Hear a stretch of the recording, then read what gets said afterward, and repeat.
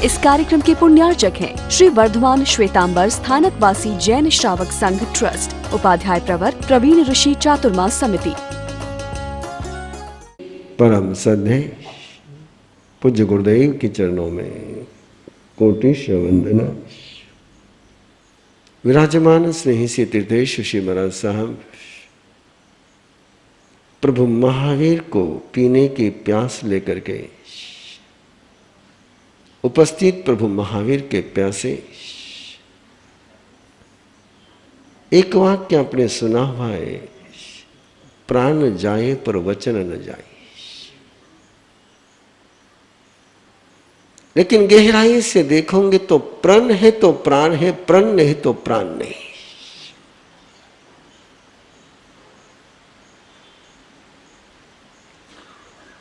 प्रण है तो ही प्राण है। बिना प्रण के प्राण हमेशा संकट में ही जाते हैं। इसलिए जो प्रण को निभाते हैं वो प्राण को सुरक्षित रखते हैं। सीता ने एक प्रण किया था, लक्ष्मण ने सीता को एक प्रण दिया था, किस बाउंड्री के बाहर मत जाना है।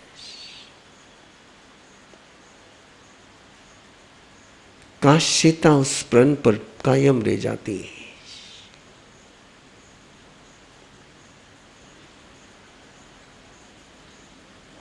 रामायण का सारा चित्र ही बदल जाता है।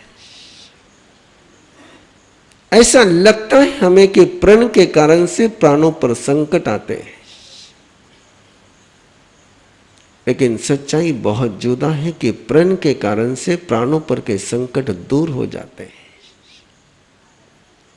एक सोच बना हुआ है व्यक्ति का कि मैं कुछ प्रण लूंगा तो दिक्कत जाएगी, जिसको आप पचकान कहते हैं।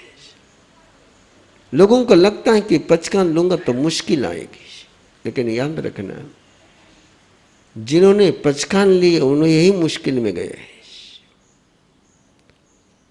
जिसने पचकान लिए उसके जीवन में मुश्किलें टकरा करके लौट गई है।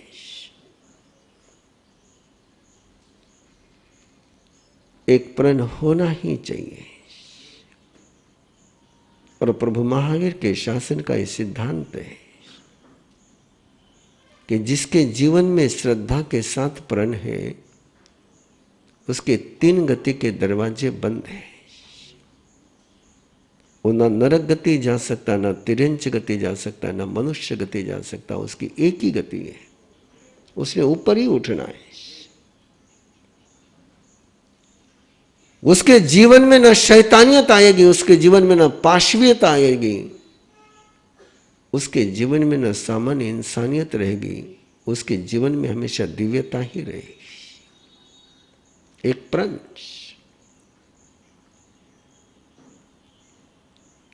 और प्रभु महावीर के जीवन यात्रा का ये सबसे महत्वपूर्ण कदम, नैसार के भव में एक प्रण नैसार का है कि बिना प्रभु को चढ़ाए लेना नहीं है। और ये आप सभी को पता है कि बिना प्रभु को चढ़ाए जो नारियल होता है वो खोबरा कहलाता है, और प्रभु को चढ़ करके जो नारियल आता है उसको प्रसाद कहते हैं। जिसको भी प्रभु का स्पर्श हो जाता है वो प्रसाद हो जाता है।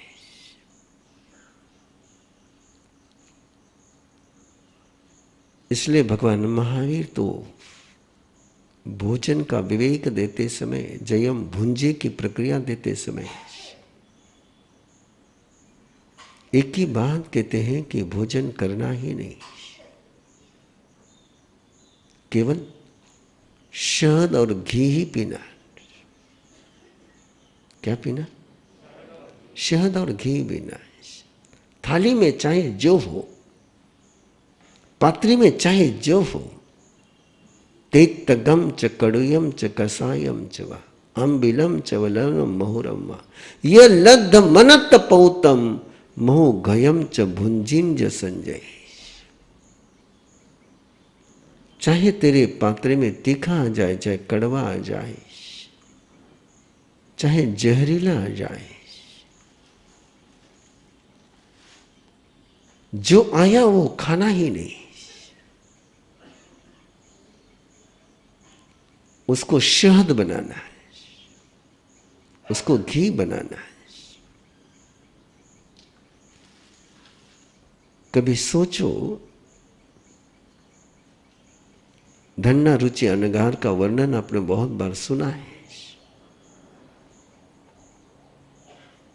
कि 21 बार धोए हुए चावल जिसको कुत्ते को भी दो तो कुत्ता भी नहीं खाएगा। इतने सत्व शून्य चावल खाकर के वो जीता कैसे था?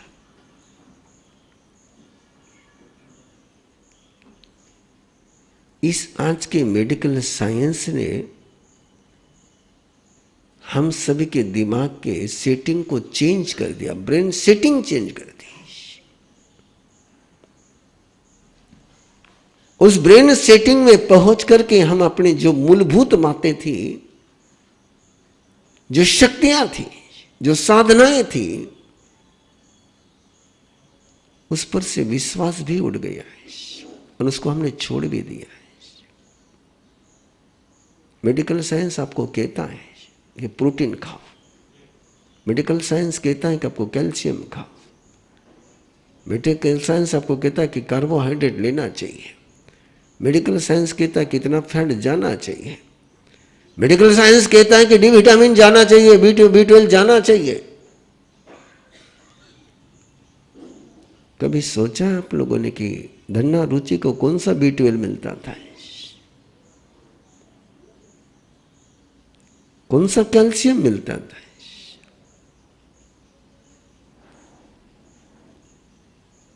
कौन से विटामिन मिलते थे? और अभी अभी रायपुर वालों ने देखा है विराग मुनि जी को कौन से कैल्शियम और किसकी कमी पड़ी। एक चिंतन होता है कि वस्तुनिष्ठ और एक चिंतन होता है आत्मनिष्ठ।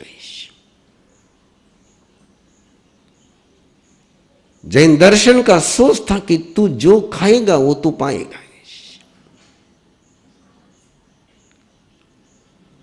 और आपको मेडिकल साइंस ने सिखा दिया कि जो तुझे जो मिलेगा वो तू खाएगा।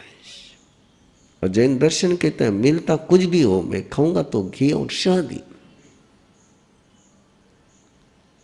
और इसलिए पहले प्राचीन घरों में परंपरा थी कि बिना नैवेद्य चढ़ाए, उसका ये सूत्र था कि प्रभु को चढ़ा करके जो बचता है वो भोजन नहीं रहता है, वो प्रसाद बनता है। और प्रभु को बिना चढ़ाए जो रहता है उसको भोजन कहना भी भारी है, वो तो केवल चारा है,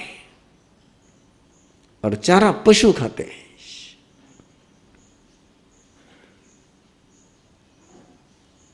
नैसार के जीवन में एक प्रण है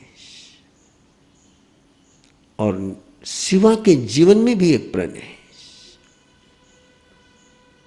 बिना नाथ के खाए मैं नहीं खाऊंगी।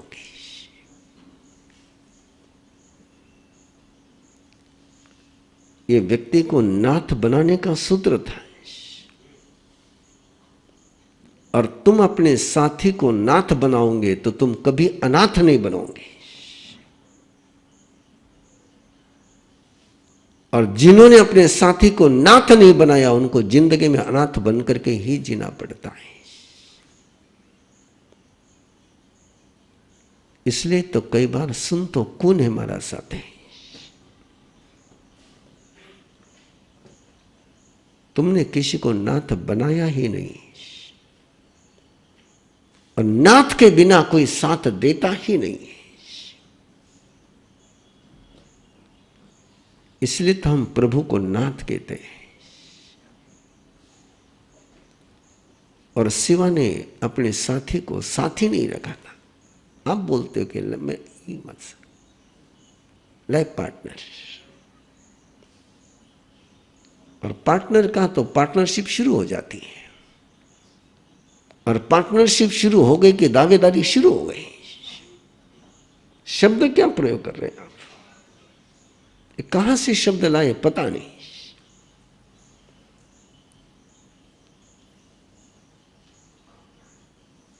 ये पार्टनर है। पार्टनर शब्द आते ही इमोशन तो चले गई। पार्टनर शब्द में तो केवल प्रोफेशन है। पार्टनर शब्द में इमोशन का कोई गुंजाइश ही नहीं है। और इसलिए तो पार्टनर कब पार्ट चेंज कर देगा भरोसा ही नहीं। और यही तो चल रहा है। नाथ कभी पार्ट चेंज कर नहीं सकता, और पार्टनर जैसे मौका मिलेगा चेंज करेगा। और बिल्कुल सीधा सीधा सा ताजा ताजा एग्जाम्पल है। भतीजे ने चाचा की पार्टी को छोड़ करके सत्ता की पार्टी में चला गया है। कि चाचा कभी नाथ बना ही नहीं था, चाचा केवल पार्टनर था।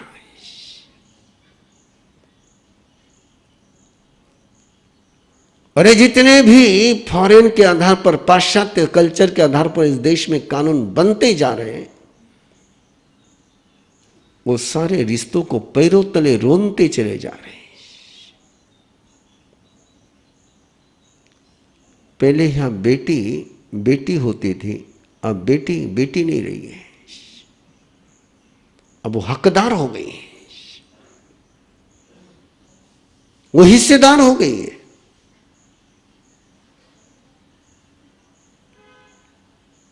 बेटी का ये हिस्सा है, बस उतना हिस्सा दे दो, बाकी छुट्टी। और जहां भी हिस्से का सवाल आएगा आदमी बेईमान बनेगा ही बनेगा। जहां इमोशन का विषय रहेगा व्यक्ति कभी बेईमान नहीं बनेगा। इसलिए कानून हमेशा व्यक्ति को बेईमान बनाता है।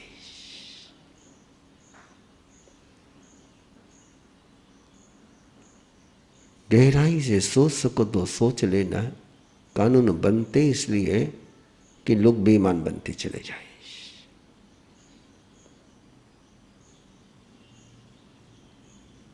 और आप मुझे बता दीजिए कि इस देश में एक कानून बना हो जो ईमानदार के लिए बना हो।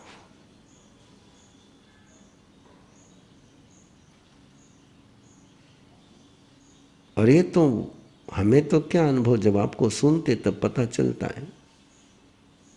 गैर कानूनी कंस्ट्रक्शन खड़ा करना हो तो एक दिन में खड़ा कर सकते हो, और कानून से कंस्ट्रक्शन खड़ा करना हो तो लोग कहते नहीं खड़े करना अच्छा है, भाड़े के घर में रहना अच्छा है।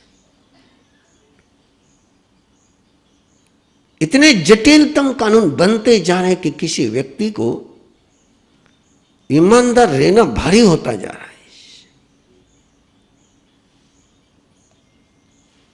होना तो ये चाहिए कि कानून ऐसे बने कि बेईमान को सजा हो और ईमानदार को पुरस्कार मिले। लेकिन आपको ही पता है कि आज के कानून ऐसे हैं कि बेईमान को तो मजा है और ईमानदार को सजा है।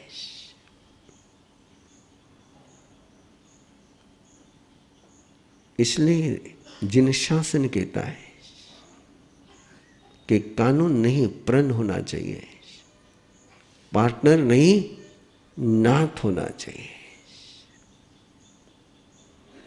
और शिवा ने अपने साथी को साथी नहीं रखा था, नाथ बनाया था। और जिसको नाथ बनाते हैं उसको खिलाए बिना कौन, नाथ को भूखा रख करके कौन खाएगा। ये सूत्र थे पहले घर के। मैंने परसों भी कहा था आपको कि उधर का सोच आया और इनके दिमाग में वायरस घुस गया। वो थोड़े मेरे लिए रुकते, मैं क्यों उनके लिए रुकूं? ये सारी गुलामी हमारे पर क्यों? जिस दिन तुम्हें भक्ति गुलामी लग गई उस दिन तुमने दुर्भाग्य का लेख लिखना शुरू कर दिया। भक्ति गुलामी नहीं है, भक्ति भगवत्ता का मार्ग है।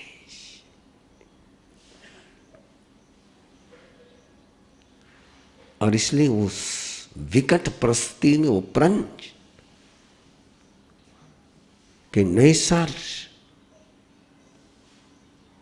ये जानता है कि मैं खाए बिना ये खाएगी नहीं, और शिवा भी जानती है कि नैसार अपने प्रभु को प्रसाद चढ़ाए बिना, नैवेद्य चढ़ाए बिना खाएगा नहीं। और उस राह पर है जिस राह पर आखिरी कदम केवल मौत का होता है, लौटने के रास्ते वही है। और उस राह पर वो बैठे हैं। कदम रुके हुए हैं, लेकिन नैसार सोचता है एक प्रण के कारण से स्थिति बनी, उसको ना भी नहीं कह पा रहा है, खा भी नहीं पा रहा है। इंतजार है कि प्रभु नजर आए, और कोई उम्मीद नहीं थी कि वहां कोई प्रभु नजर आए। लेकिन भक्ति अंतर में हो तो प्रभु आने के लिए रास्ते कहीं पर भी बन जाते हैं। और भक्ति अंतर में नहीं हो तो शैतान को आने को रास्ते कहीं से भी मिल जाते हैं। इस कार्यक्रम के पुण्यार्चक हैं श्री वर्धमान श्वेतांबर स्थानकवासी जैन श्रावक संघ ट्रस्ट, उपाध्याय प्रवर प्रवीण ऋषि चातुर्मास समिति, महावीर भवन, इंदौर।